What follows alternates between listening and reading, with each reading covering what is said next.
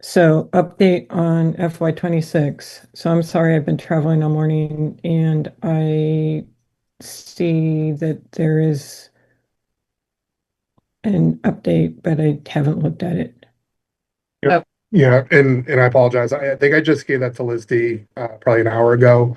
Okay. It's in the minutes for tomorrow, and it's also within the subcommittee if you want to download the PDF. I'll try and just take a couple minutes because I know I'm going to give a larger overview tomorrow, but just wanted to get a chance to look at it since I do have it available now to answer any questions or if you want me to focus on anything for tomorrow.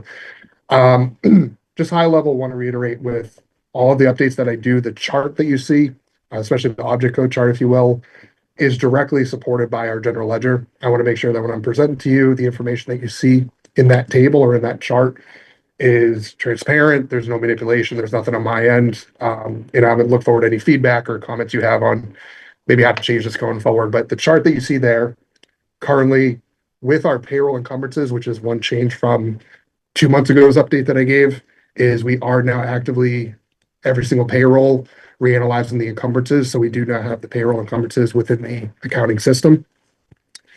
With those in there and then our projections on overhead, we are at, as you can see in the table, about a negative 1.6. There's two administrative cleanups that I still need to do. One is we recently had the 240 grant cleaned up to be able to put paras on there instead of our teachers.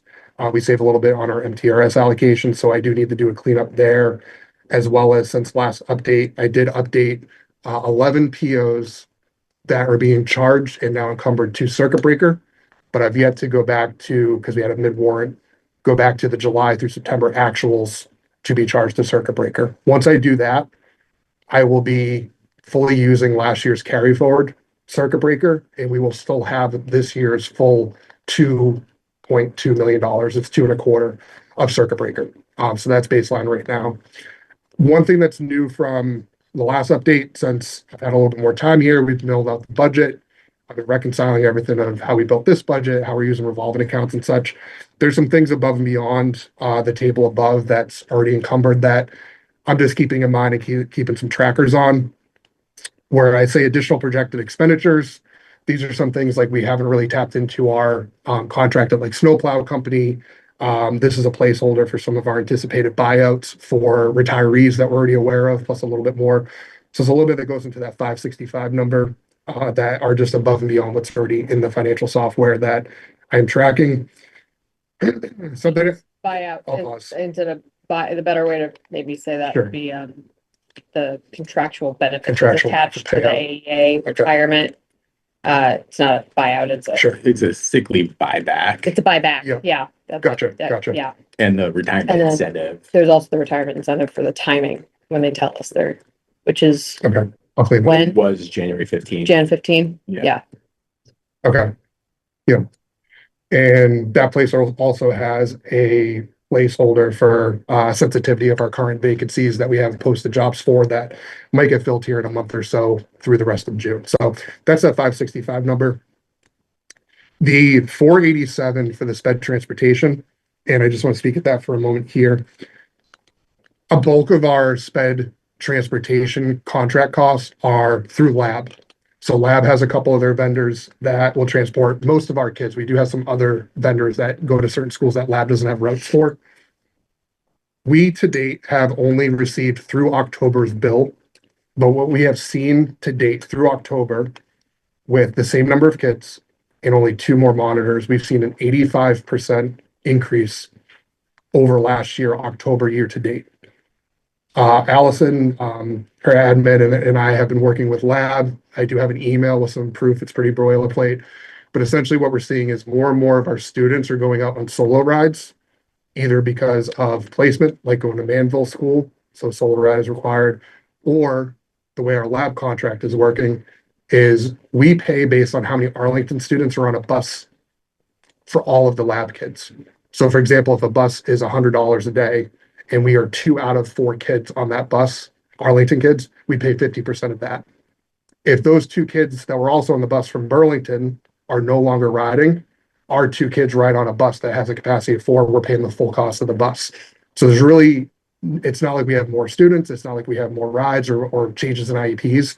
We really are at based on the condition of other districts as well and or placements, assuming a full cost of that ride. So I'm still hoping to get some more information from Lab.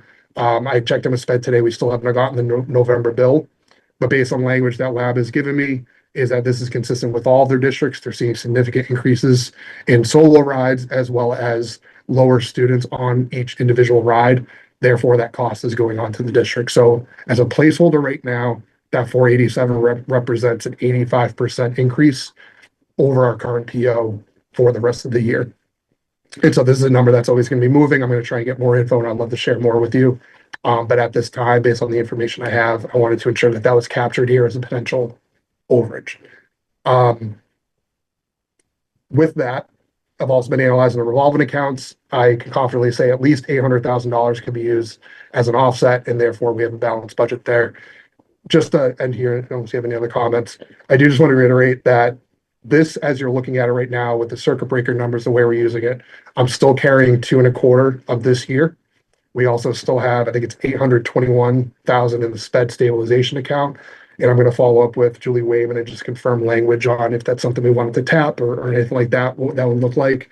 But certainly as I get more information, I'll share that here and also with the larger committee.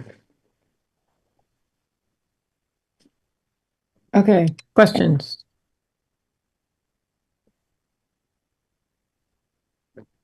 One. Oh, Josh, the meeting's being taped. Are you okay with that? Yes, that's fine. Thanks. Okay, thank you. Okay, Len. Yeah, it's more of a comment than a question, Chris. So, I mean, our current practice, and it's not officially in any policy, but our current practice is to, retain the current year circuit breaker, the entire thing for use next year. Last year, we did have to dip into it a little bit. So I think we'd be okay with dipping in a little bit again, but the objective should be, to retain that full amount. Yeah. I see you're not Correct. nodding your head. So, okay, great. Thanks. That's a best practice. I'm in alignment with you. I know there's been communication here. I think it was in this committee. Do we tap into Sped Reserve? Do we tap into circuit breaker? I'm certainly on page with you there. And so as I continue with these reports, I'll just keep on reiterating that this is based on still Yeah. carrying that full year. If that's something that we have to tap into, I'll certainly communicate that here. Mhm.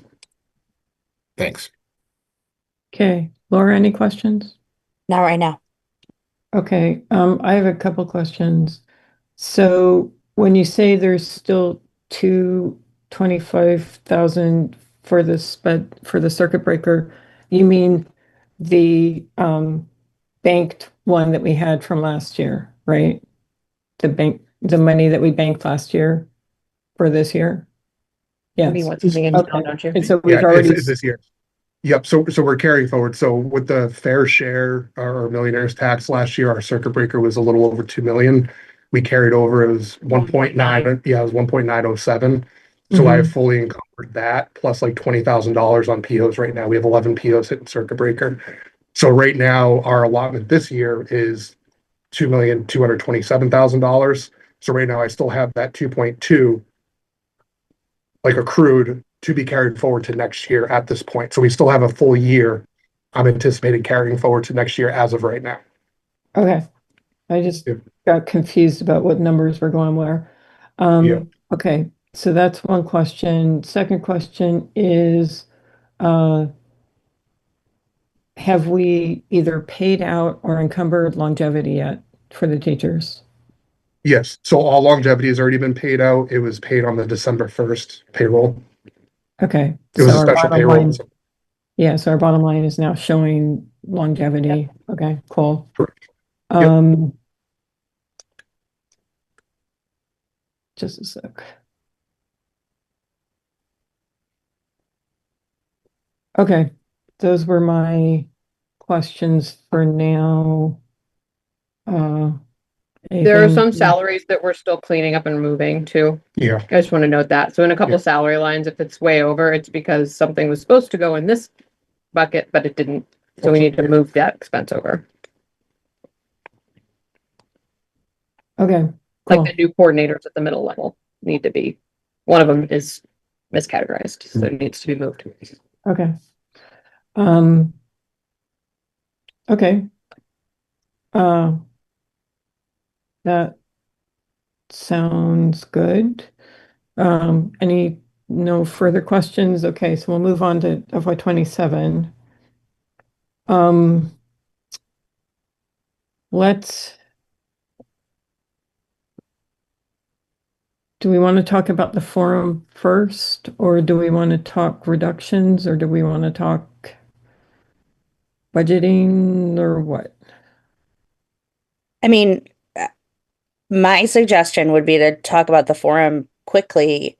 I don't, my opinion is that we should postpone next week's forum. It doesn't feel like we have any new information to share the public since last week. We sort of, when we picked these dates, it was really out, it was a while ago and we didn't really have the like sense of the cadence of where we were going to be with override number and everything. I think we should look at possibly rescheduling it for um after we The hear 9th? yeah, after the 9th. I mean, yes, after the 9th, I definitely think so. Next week we'll find out about state aid. There are variables that will be filled in, and we may have more information to share later in February. Okay. Um, can anyone pull up the budget calendar or remind me when we see what's our next steps for the actual budget? Like when are we? I'm sorry, I just don't have it here. So you will get, you mean on like what you're getting? Yeah, next for the bill? what we're doing when? So you'll get a proposal from me Mm-hmm. the 12th of February. We have in the past set sort of a aspirational get it to the subcommittee date before that. So if we'd like to do that, we can. The team is working on the book right now. We did have a question about that, actually. What was it? We had a question for them For them, about the book. was it if it's one book? Yes, it's that. Yeah. Yeah. Yep. Do you want to articulate that? Sure. So looking at the budget book, I think last year's was like 110 pages. Most of the financial charts and such are at the back. Wanted to confirm if we're kind of presenting two budgets or two scenarios. Is it still one budget book, one document? For the most part, that first half is all narrative, and then kind of clarifying the best way to present the two scenarios as kind of like exhibit A, exhibit B. Exhibit A is in a passed override, exhibit B in a failed override. That was the way the superintendent and I were kind of leading and wanted to clarify. Yeah, I think in my imagination, initially there were two books separated. The more I've thought about this and the more I've thought about the work the team has in front of them, I think it might make more sense for us to do scenario A, scenario B in one budget book. I think that does carry some implications for post March 28th, because I think after that point, we're operating with a new budget book. And we would need to eliminate whichever scenario is not the scenario we're running with. But for the sake of not having two separate documents, I don't know. If there was an opinion about this based on people's past experience, we wanted to ask for it. Our recommendation. Can you back up a little bit and talk about like why you're making the suggestion? Like what makes it like a better process for your office to have it one rather than two? Mostly that there are aspects of it, such as the grants pieces, that don't really change in terms of language. That there are, as we're building, we kind of have two scenarios built into every spreadsheet. So we're generating the schedules for each scenario. But there's overlapping content, like all the narratives from all the departments, that is essentially the same in both books. But a lot of formatting work that kind of goes into the books. So if it makes sense for us to consolidate a table without making it wildly confusing, then it's easier to do that once and format that than it is to sort of format twice. So it's mostly logistical question, but I think it does bear some consequences for the community reading the thing, and we've never built like this before. So we're just trying to imagine process for each, but mostly it's because there's going to be duplicate language if we do 2 books. So, Len, do you have a comment? No, I mean, it sounds, there's a lot currently in the book that's just sort of narrative about, what different schools and departments have been doing during the year. So we wouldn't want to duplicate that in any event. So I think there needs to be one book with 2, tables. But I think there may be some narrative within, the tables that describes what's going on as well. So it's not just tables, but other stuff. You know what I'm saying? Is that sort of where you were headed? Yeah, like it'll need some new language that explains the criteria, et cetera, the situation. But I actually think it will be easier to explain that in one book Yeah.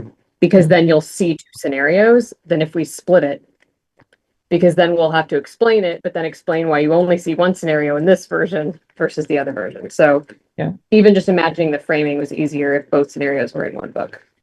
I mean, I I like would- the idea of seeing the 2 scenarios. I mean, you could put 2 books side by side in front of you, but having it side by side is appealing. I also think that having one place with the narrative minimizes potentially having errors or mistakes where something doesn't get updated in one place when it updates in another place, and that feels worthwhile. I would go for one book, and then for post override, I would leave the content in, but draw like a line through the one that, this is the adventure we did not choose, right? Yes. And, Yeah. but I wouldn't just delete it or make it so you can't read it. I think it's good to be able to read it, just make it clear this is not what what is being followed going forward. Yeah, leaving it Mhm. all in there, but like crossing it out or somehow notating, it's like it's better for future us. Yes. Yeah. Yeah, Agreed. so we can see it. I mean, you can even actually, as you're doing it, put something in that says after the decision after the vote has been done and the decision has been made, we will, the next, we will generate a new version of this book, delete or, marking out the section which does not apply. And then, so that way you don't, you've already got it in there as, you don't have to add any pages or anything. It's there. Maybe add a little bit of header or something on some of the deleted stuff, but that's all. So, okay, so does that answer your question? Yep. Thank you. Cool. Okay, so we went sideways on the book. So forum. Okay, so Laura was saying that she thought that we should wait. I mean, I think it would make sense given the February 12th date of when Liz is presenting to the full committee. I would push it off until after February break. Because the work that gets done for the full committee presentation will inform whatever we might want to present to the public if we're going to use new slides or anything new.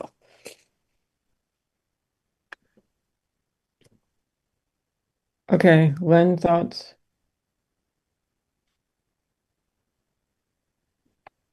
Yeah, I mean, I haven't been paying too close attention to the forums. Unfortunately, I haven't had time, but I'm not sure what else we're looking to present that wasn't presented yet, but it doesn't seem like we have anything right now to present, and I presume that after the budget, we could do a more detailed presentation on what's in the budget.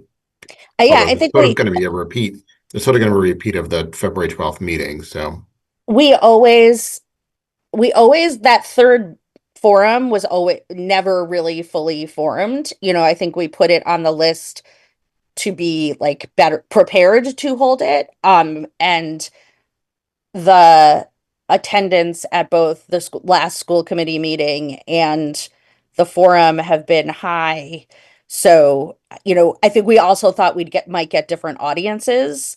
I feel less that way now, just from like the feedback that I'm getting. And I do think that a non-insignificant number of the questions from last week's forum really treaded a line that was hard for Dr. Homan and Kersey to sort of walk between the informational component of presenting the school committee's budget and all of that and the political side of the override. And I think um I think that that's what the questions that people are going to have going forward. And that's a tough, we can't, it's tough in that context. Okay, so I think the one thing that we could do is collect feedback, but maybe it makes sense to wait until we've got the superintendent's proposed budget or budgets, since it's going to be kind of two. And then we can do the last one and it'll have actual numbers. We'll be able to take feedback and comments from people. And so it looks like, so that would be the week of the 22nd in February. Yeah. We have a school committee meeting on the 26th. Would we want to try for the 24th is a Tuesday, 25th is a Wednesday? Do we want to try for either of those? I mean, or Monday doesn't, well, Monday's probably not good for us, huh? Wednesdays are not good for me. Okay. Tuesday? I can make that work. Okay. Is it a difficult to make work? Yeah, no, no. It's a kid activity night, but I will have just had them out of state and given my husband a whole week so he can do skating for a day. He'll be Okay. all right. Okay. So the 20, actually, can we check if there's any school Oh, good call. I related can do that. things I don't see quickly? anything on the APS calendar, but that doesn't always capture everything. So hold on a second. Let me put the schools on there real quick. There aren't conferences. Oh, There are Definitely not parent in early. conferences? There aren't. No, I know There there's are not. not. Okay. I There know are not. There's concerts not. are, No. I don't see concerts, and that would be on here. okay. So I think we're let's, good. okay, so same place, same time. Should we, so one thing, I was concerned that last time I was worried we were gonna run late. I'm wondering, can we do it until at least 8:30? Would that be Yes. okay? Okay, let's do that. Okay, so we will postpone, have it after a break, and let people give us feedback about the budget and present what we've heard, what the town is and what the final numbers look like and what the government, we can present the whole shebang that we know at that point. So, is that a plan? Okay, cool. do we need Liz to the date next week's date has been, I mean, I know you didn't send out like the the publicity for this week, but that date has been on a lot of different like graphics Yeah. and stuff. And I don't know where the right place would be to say postponed, but we should. I got it. We'll put postponed on the district calendar. We'll put the new one on the district calendar. We'll ask comms to fix it all in the flyers and we'll post new stuff and send it out an email. Great. Awesome. Okay, So that's the forum planning. Um, is there any feedback on the reductions information that we've received so far? Seeing none. Okay, so then we kind of merge into long range plan. Um, we so we have been asked by the town manager to come and discuss numbers to try and arrive at a final figure in terms of a percent increase for these schools. And they are, as I understand, because we're kind of playing games of telephone. Um, we are being asked to look at an increase of 4% for the 3 years, or I mean annually for the 3 years, or well, that's basically it. And we had a counter proposal that we wanted 4.25, and if chapter 70 came in above whatever amount we set, or came in below an amount we set, then we would be cut back to 4. Nobody likes that proposal but me. And even though it's economically, it was the same, right? It's just how you play the numbers. And so we were asked to come in and just hash out a number, and I was reluctant to do that without at least discussing it with the rest of you folks, both as budget and as long range plan. So, thoughts, comments. Liz, do you have anything to add to my eloquent summary of the issue? No, besides did you talk about a meeting on Friday with Well, some that's folks on? that. Yeah, so we have tentatively set up a meeting on Friday for me to go in, and me and Liz, I think, to go in and Mhm. talk to Jim and Steve, and I don't know who else. Mhm. And the ask from the town side has been that we pull 425 down further. And I know that the town manager is in a tough position. He has to propose a number for the select board to vote for the override, is trying to adjust assumptions in the long range plan to the best of his ability, and has not achieved a balanced bottom line in FY 29. We have through 27, 28. But there are only so many levers he feels like he can pull. Has pulled the ones he feels comfortable with, and is asking if there's any more room that we could provide.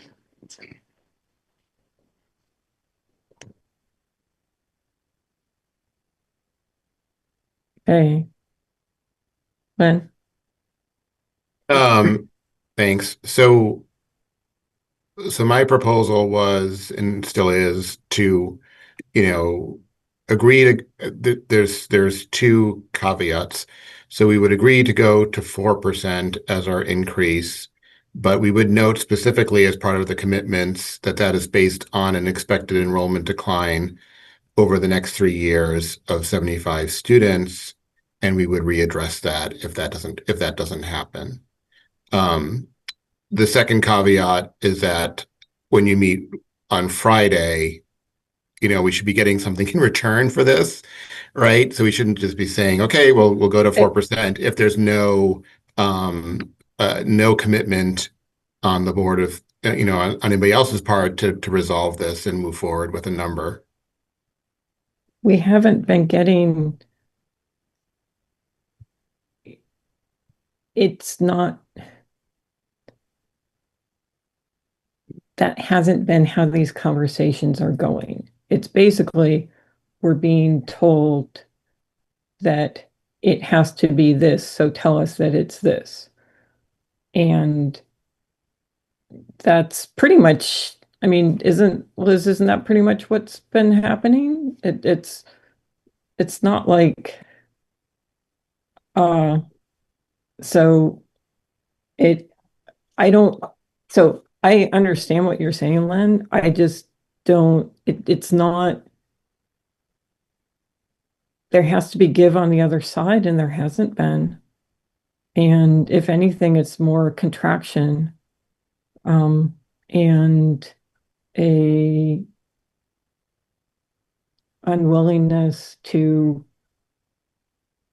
allow the residents to make decisions, unwillingness to put questions before the residents as opposed to just making the decision for them. And that decision is that the schools don't need as much funding.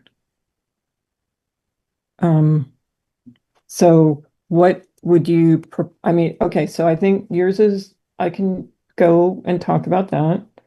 So I can either talk about it now or I can talk to you offline about exactly how this works. Is it 75 total?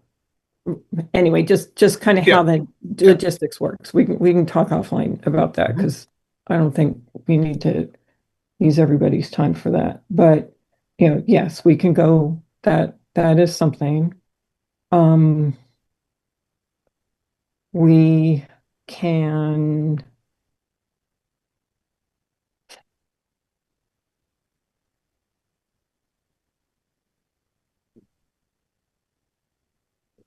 I mean, I can float my idea again, but like I said, nobody else likes it. And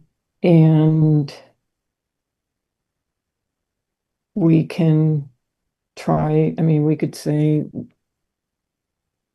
we can go for, I mean, we could present 415 plus your proposal, and see where that goes. That's so big picture. My personal concern is that I'm pretty sure we can do most of what we're doing after the peel back that we've kind of had this year. We can continue doing most of what we're doing and fund special ed for the next 3 years with 4.25. I am much less certain of that if it's at 4. And I know it's just 300,000, but it ends up being $1 million over time. And it,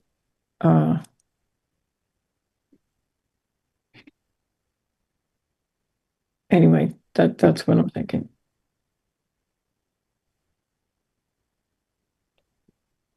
I guess I'm not clear if we have any levers to pull. Like, I don't I think mean, we like do. it's sort of that's how, I mean, this is my, yeah. So I don't, I'm, Yeah. I'm like, it seems like this is where we are.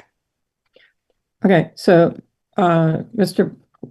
I don't know how to pronounce your name, Rich. I'm sorry, your last name, but this meeting is being recorded. Are you okay with being recorded and videoed?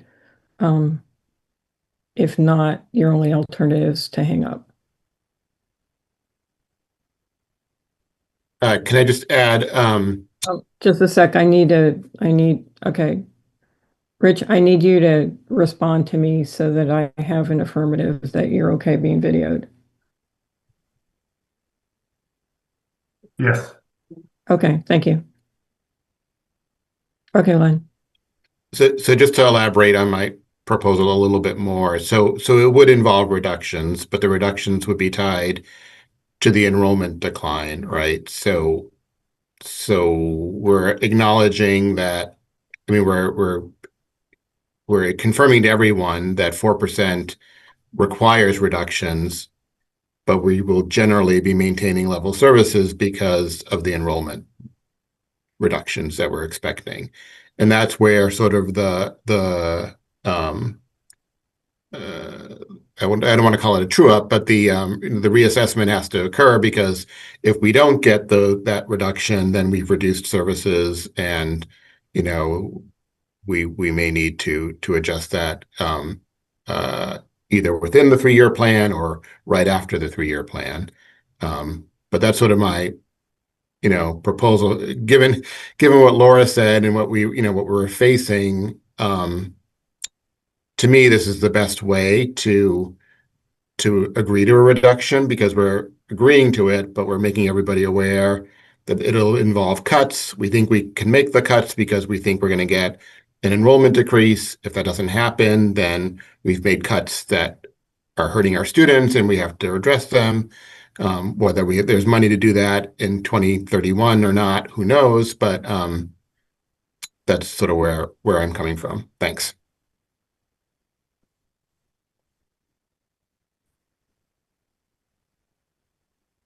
Okay.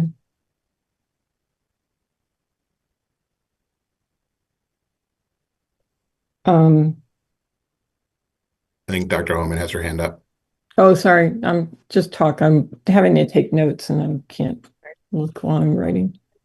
I guess I wonder what one of the sort of concerns that I would have there, I think as a contingency, what Len is suggesting, I like better than tying a contingency to a revenue stream, insofar as it is clearly communicating that 4% is not our sustainability rate.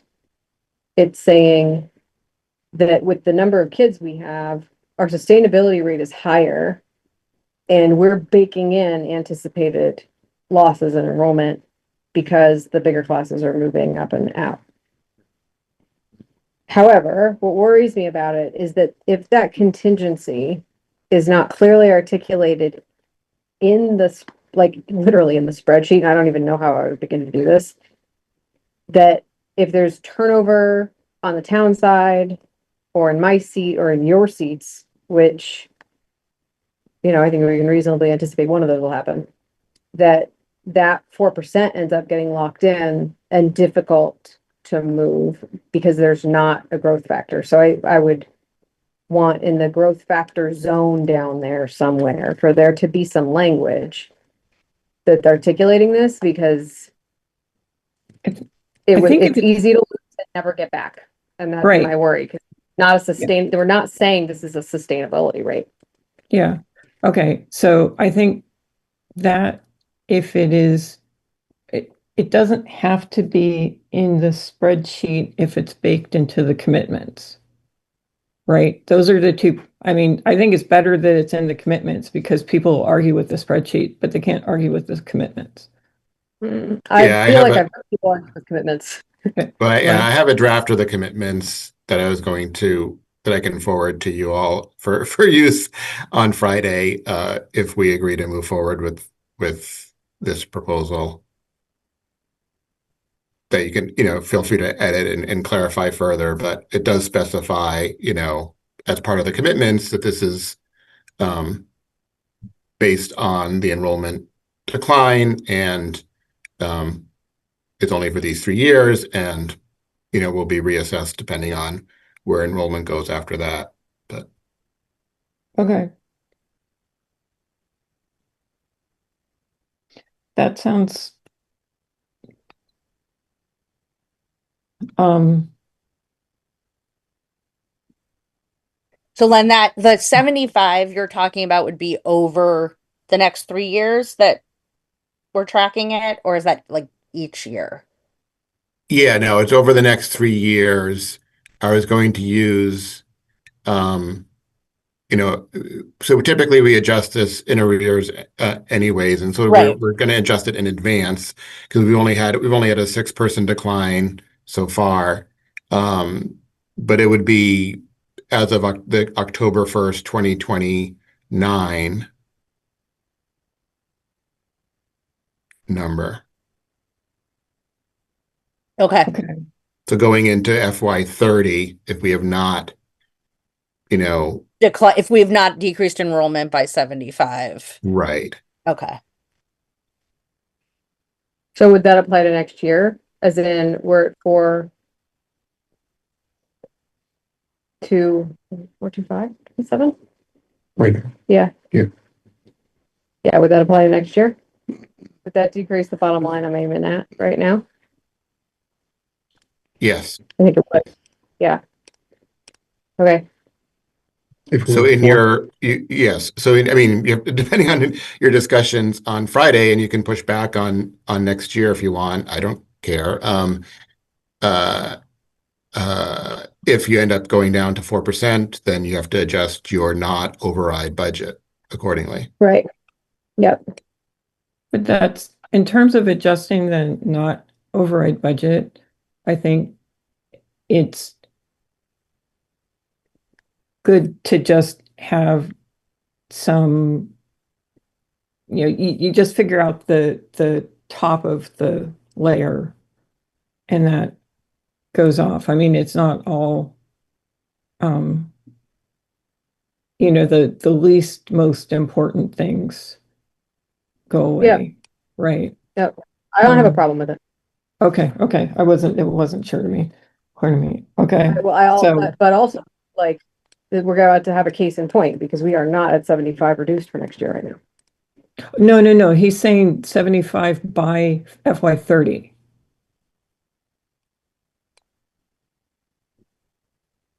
Is that That what you're was my saying, Laura? understanding. I just Yeah, asked. yeah.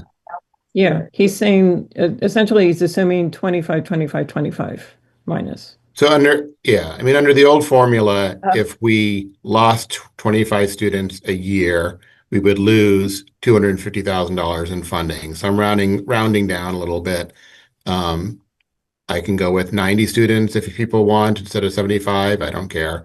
But the idea is under the old formula, we would have lost this money anyways.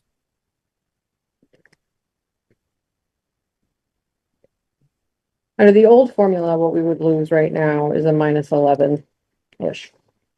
No, he's talking, Right. But I'm saying in Right. future years, It's Yeah. all a Right. projection. we're banking on instead of we are leading ahead of we're reducing ahead of the actual enrollment decline. We don't know for sure what the enrollment decline for next year will be. We've lost some students during the year so far, which is a little bit unusual. So who knows? But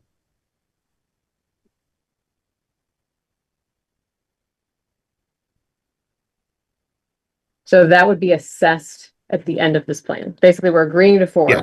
We're assuming Agreeing we're gonna to lose 3 years of 4, but like saying we're this isn't forever. and that reassessment is contingent upon us having lost 75 by 2030. Yeah. When are you comparing to October 25 or October 24?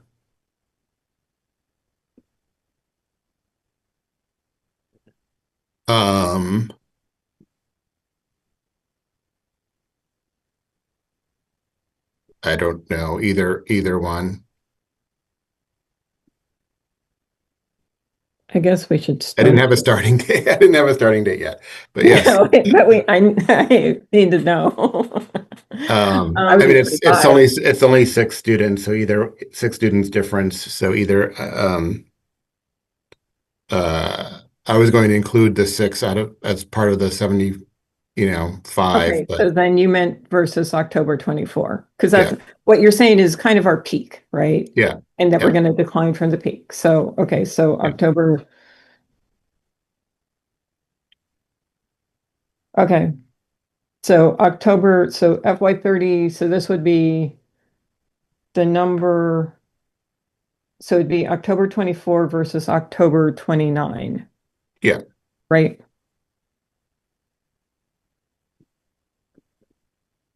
Okay. So that assumes that in the next couple of years, we're absorbing it. Say we don't lose those kids in that time. Yeah. We would just be budgeting at 4% during that time, even though we haven't lost the students. Right. right? Yep. Yes. Yeah.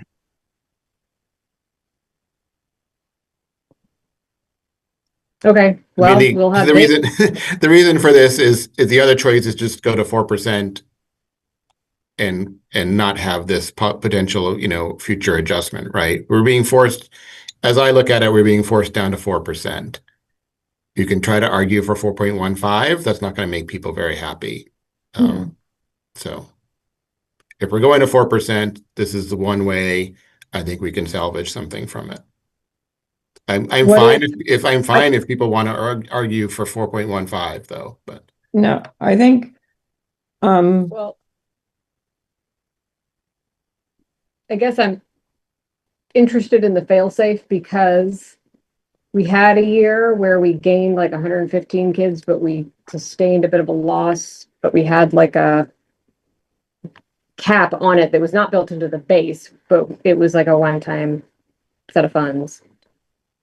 And that was to sort of make up for the base. It was to correct the base from the pandemic. That was awkward and a bit tight. If we were to have in the interim years 25, like a whole class worth of students increase, like literally an increase, I wonder if we could say that if that happens, we do 415. Like if we capture that on the October 1 data, that the prior year increased a whole class worth in the interim, that we budget the following year higher. yeah, I mean, we've done that in the past. I just think this is a tighter budget. And so any sort of adjustments up sort of need to Yeah. be accounted for somehow, right? So I mean, in the original plan back in 2005, we said we're going to grow at 4%, but if healthcare went up by higher than expected, that 4% would be reduced. And that did actually happen. I think the 4% did get reduced because healthcare went up higher. So Okay. I'm let it go. yeah, It's too complicated anyway to explain. So well, no, I mean, I think, I mean, what we should, I sorry, think what we should do is if we have an increase of more than 25 in any given year, that we reopen negotiations, because right now we don't know what's going to happen with Chapter 70 and stuff. And if that has changed, that may provide some ability to deal with things. Does that, what do you yeah, think? I think you can approach the discussion on Friday with some of these ideas, right? Funding may come in higher than expected, enrollment may come in higher than expected. If we lock ourselves into 4%, then we're shortchanging our kids. So we need some sort of flexibility, whether it's based on funding, whether it's based on enrollment, whether it's based on both, and see what people's ideas are.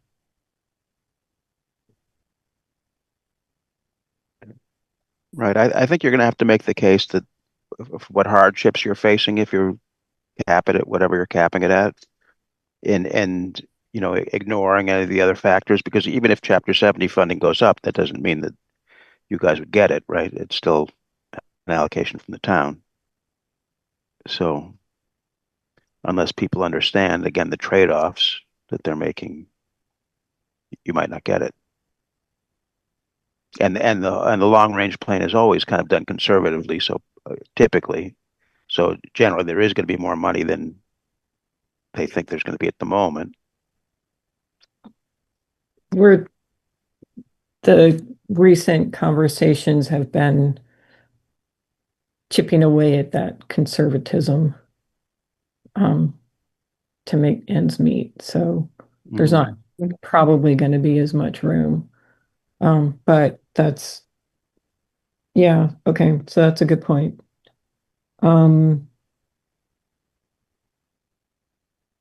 Okay, so even if we've gone down the prior year, if we go up by 25, not from the base, but from, well, do we want the 25 versus 25 up versus October 1? Or is it any year we go up by 25? It would be, so we typically start talking about the bottom line number after October 1, after I've got a sense of what October 1 is, even if it's not finalized. It would Right, be but if uh, we're talking about that post October 1, and we've seen an increase from the prior year's October 1 of 25, that for the following year, that we would be allocated 415. Because we've added a whole section's worth of students. okay, so That's how even I- if we had right. seen decreases versus October, so if this is October 24 and our enrollment's done this, and then it goes up 25, we would want to reopen negotiations about the amount for the next year because we're not, this isn't fulfilling the drop that we thought would Right. provide further room for the 4. And the net there is actually 50, because the assumption that we're building into the plan is that we're going to lose 25 each year over the next few. And I'm saying if that totally flips on its head and we have 50 more, like not only did we not lose 25, but we've added 25. Well, that's my question. When you say add 25, are you talking, this is October 24. The October Mhm. 1st number is 24. Are you saying the 25 has to be above that? Or Yes. are you saying we go down and we go up 25, but we're not necessarily at this level? Correct. That would still be 4%. Like if it's not, if I'm saying we go up 25 from the prior year, Right? But which is a net difference of 50 from what the assumption is that we're baking in. no, see that's okay. I'm sorry. I have to get this clear because I can't explain it otherwise. So right now, Len's proposal is we're using October 24 as the assumption and that we will lose 75 students between now and October 29. And my question is, when you say if we go up 25, is the up versus the October 1st, 24 numbers, or is it versus the prior year's October 1 numbers? Oh, well, so See what I first of mean? all, we should start with FY 25 and end with FY 29. And I say that because that's 3 years. And So this is the a 3-year reason override. And we have the 25 numbers. the reason we were going with October 24 is right now that's our peak, Okay, or I still think we should recent peak. 5. So I'll leave that up to you. But if you do 25, if you take 75 and you spread it over 3 years, that's a loss each year of 25 students. That's the assumption that we're making. Right, right. I'm saying that when we have the discussion at the turn of the calendar year about the next year's bottom line, that we look at that school year's October 1 numbers that will have just been finalized Hmm. against the prior year's October 1 numbers. Okay. And if that number is 25 or higher, Hmm. then we're 50 off of the assumption. Right, And that will be accounted for in the following fiscal year's bottom line. right. Okay. That makes sense? Yes. I think we can just say we will need to reopen negotiations about what the percent will be at that point. Because we can't, I think funding and the budget is tight enough that we can't propose, therefore we should increase the funding because just because we need the money doesn't mean the money will be there. Right, and I mean, we don't want to create a situation where we have to ask for an override sooner than we Right? promised. This That's not going to happen. So I know. that's, yeah, unbalanced budget just because we have more kids. right. Okay. So, Len, does that make sense to you? Yeah. I don't care at all about the details, which year or whatever. I mean, I just was putting a proposal out there. Uh, I think um, yeah. Okay. Um, okay. Uh, do you think there's any, so we have long range plan next week. Is there any data that we need to develop for it?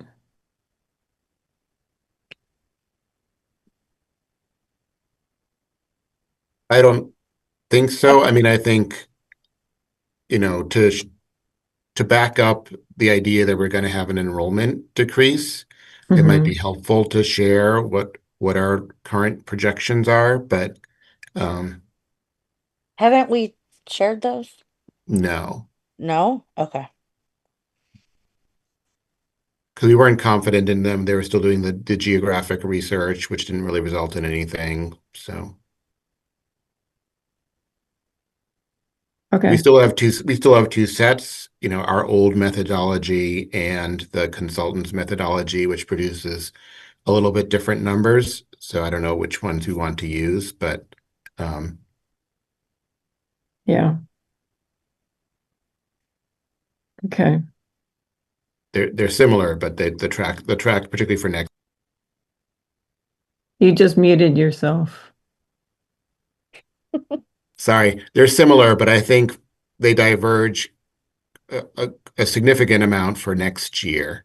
Over the 3 years, they both show a decline, but I think next year one of the formulas shows an increase rather than a decrease. In which thing? Sorry, Len. What are you comparing there?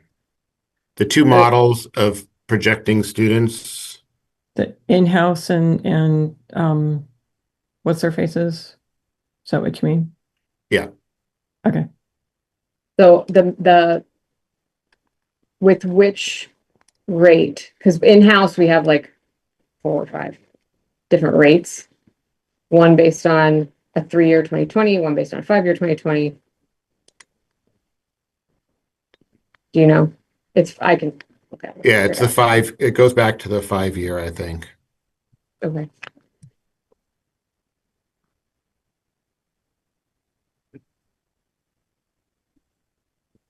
So am I Yeah. able to share or no? Do we have time to look at the numbers or no? Yeah, hold on. Yeah, it'd be helpful to me if you showed me what you're looking at. Okay. Are I you just trying gave you. Okay. So I forgot to ask, does anyone have a hard stop? This was scheduled till 2, but I don't know if everyone's scheduled agreed I with have that. a hard stop like 2 minutes before 2, basically. Okay. I have to go do a pickup.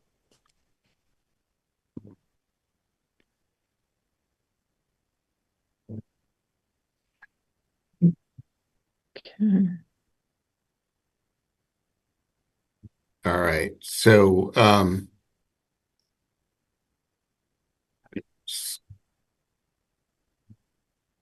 the RLS model did not have preschool numbers in it. So I just added, so to be able to compare them, I added the 80 students in preschool that we have this year. I kept that constant throughout, assumes no changes in preschool enrollment at all, because of the issues that we've discussed already. So they do have slightly different trajectories here. Our model shows an increase for next year. There's a of 34. There's a decrease of 29. Then we flip. Ours shows a decrease of 40. Theirs shows an increase of 25.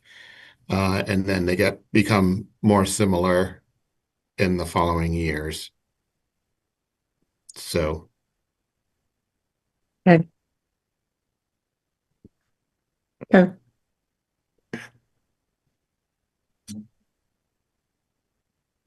So I think we just show, and so we, yeah, but go do you ahead. want to prepare? I mean, actually, this chart is just what we need, right? I'm not sure it's worth putting in a graph. Or maybe it'd be good to have a graph. The two numbers. I can integrate, hold on. Let me look at what I have. This is, what, a week and a half out? Yes. Yeah. I had done some of that correcting for pre-K in comparison against our model as well. I just want to make sure it's the same, that I'm getting some of the same numbers you are here. Have you shared that with me? I Let's think see. you sent it to us at some point, didn't you? I don't think that one. I don't know. I'll share it now.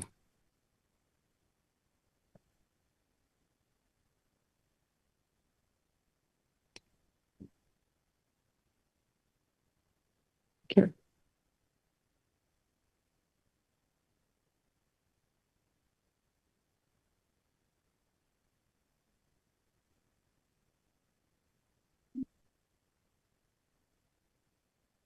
Okay.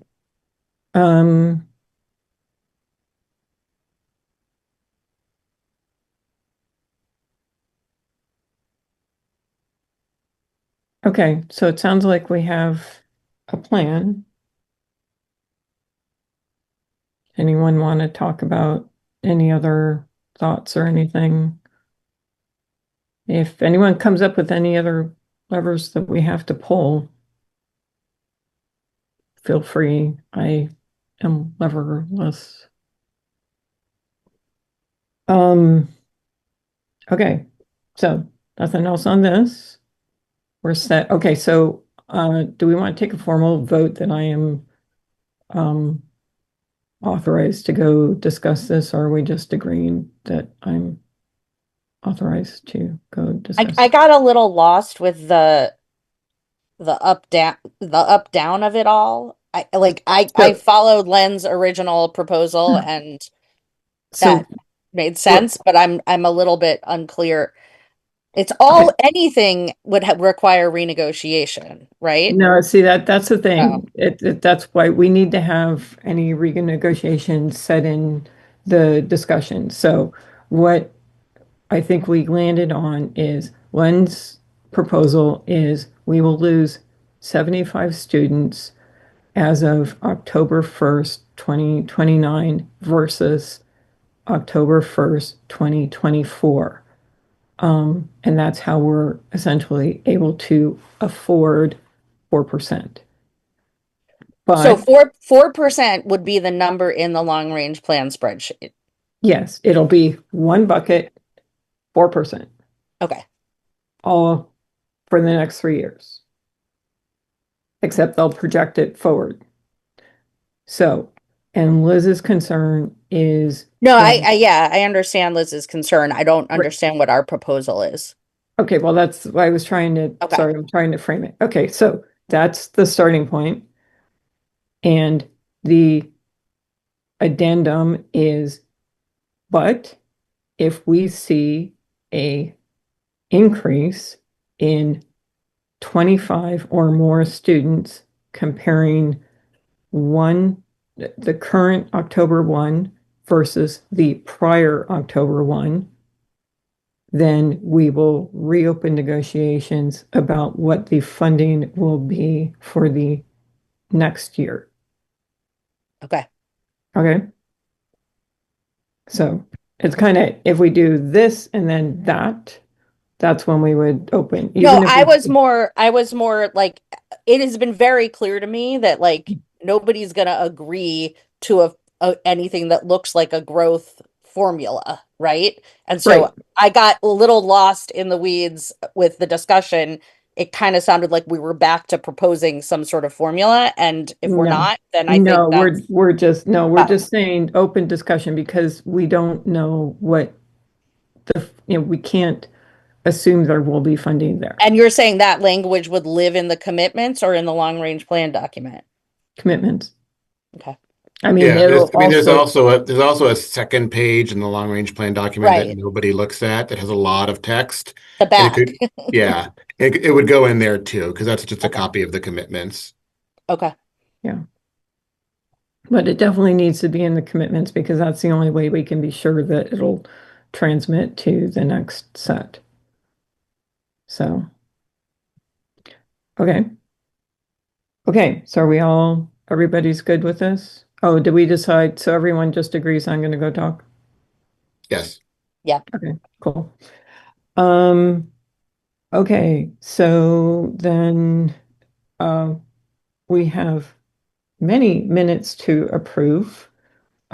September 19, 11, September 19th, 11, I can't write, I can't talk. September 19th, November 3rd, December 3rd, December 8th, and December 15th. The Does anyone want to make any corrections? the December 15th minutes you sent were a copy of the December 8th minutes. Oh, no. Oh, Okay, so I'm gonna Might be the not, wrong attachment, but it might be right in yeah, Novus. Let me check in Novus. no, because she didn't put them in Novus. I don't Oh, know why. okay. Um, Never I mind. will figure out. I do have them done. I must have sent the wrong file. Um, so we will delete that. So how about the rest? Any corrections or anything? Does someone want to make a motion? so moved. Second, All for approval? Okay, so roll call, Len, yes. Laura, Yes. and I also vote yes. Okay. Okay, awesome. Any old business we haven't discussed? New business? Future agenda items? Not seeing anything.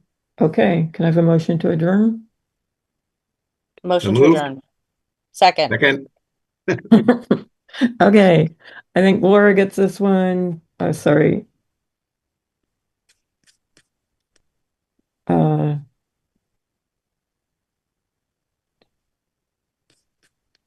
Uh, roll call, Len, yes. Laura, Yes. and I'm also a yes. And it is 1:40 p.m. Okay, great. Thank you. Good talking to you. Talk to you later.